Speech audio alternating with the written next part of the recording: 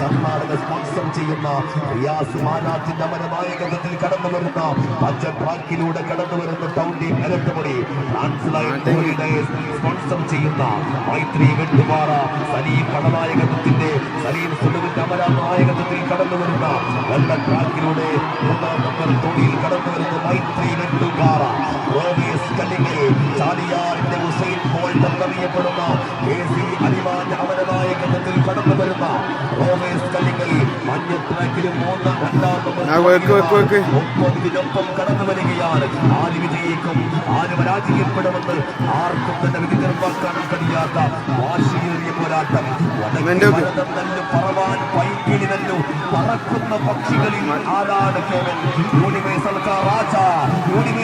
राजा साथ में गिरादी का को जो दुनिया के सबसे बड़ा टीम है